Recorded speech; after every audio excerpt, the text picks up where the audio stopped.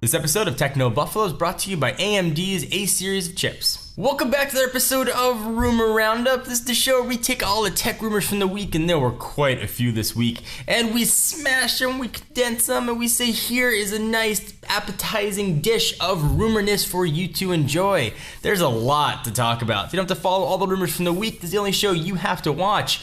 This week we're going to talk about Samsung getting into the fingerprint scanning business. The Xfon is coming, but might not be the way you think. Apple iWatch is already in testing with a 1.5-inch display. If you got a Galaxy S3 and you've been staring longingly at the Galaxy S4, fear not, because it might be getting some of its key features. This is Rumor Roundup. Let's start rounding them up.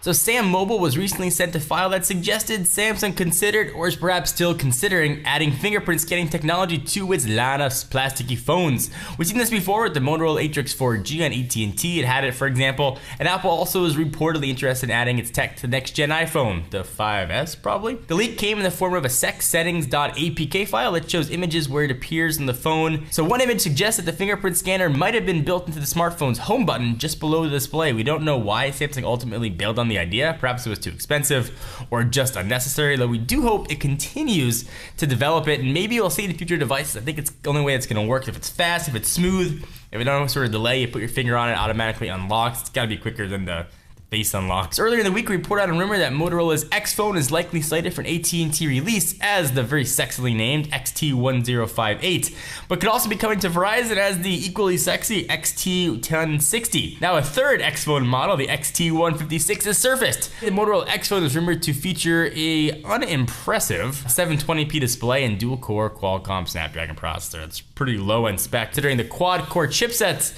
and the 1080p gorgeous displays we're seeing on this year's top-tier handsets. We do think, though, there's a chance that the XT1056 might actually be a budget-friendly model of the Xfon, meant to compete with Samsung's horde of lower-tier smartphones, but we'll need to wait for more information before making that conclusion. Apple is reportedly already testing its first smartwatch, and it supposedly has a 1.5-inch OLED display, according to fresh reports from the Economic Times. RIT display has reportedly been tapped to provide the screens and touch sensors for the device. Apparently, Apple had to settle on a 1.5-inch screen after it decided that a 1.8-inch display was just too big for most wrists. Foxconn is building the device and has already received an order for 1,000 units, Economic Times said. A separate report from Bloomberg in March suggested that more than 1,000 Apple employees were assigned to develop the iWatch, and that the wearable computer will launch later this year. So we're not quite sure what it'll look like, or how it'll work yet, or what it's going to feel like, or anything, but we do hope that Apple embeds Siri support, and that it works seamlessly with iOS devices, obviously the iPhone and the iPad.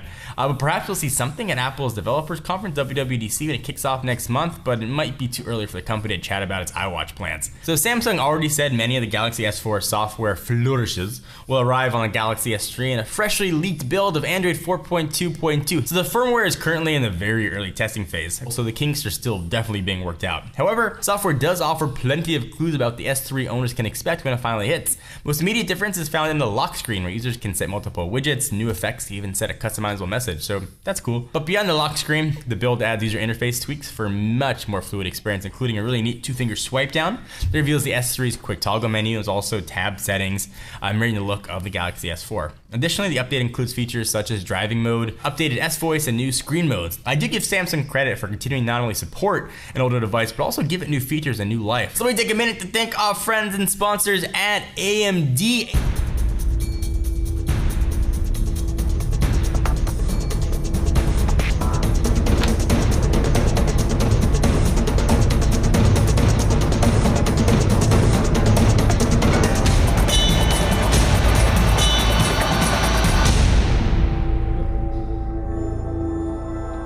Alright, so there aren't that many times in my life that I get to feel like a spy, but carrying this thing around, I honestly felt like I was right out of a James Bond movie. It is crazy freaking cool. So what you're looking at here is Temish. It's the code name for the microchips that are going to be branded as the A-Series Elite Mobility APU from AMD. So obviously, this is just a prototype, clearly. By the time it's all done, it's going to look like this beautiful tablet. What this is hopefully going to do is sort of bridge that gap between tablets and full-on desktop, be able to handle anything that you want to throw at it. from your standard media consumption stuff to full-on gaming.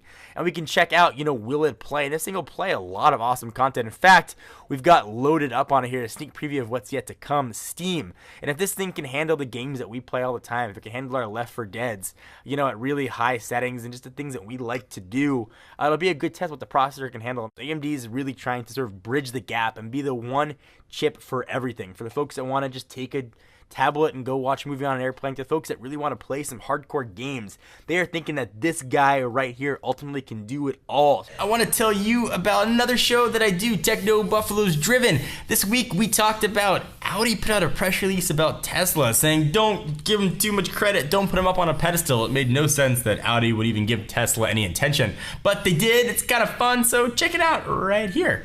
Anyway guys, thank you for watching. Please give this video a big fatty thumbs up. We most definitely appreciate it. Check us out at technobuffalo.com for latest and greatest tech news. I'm John Rettinger. I'll see you next video.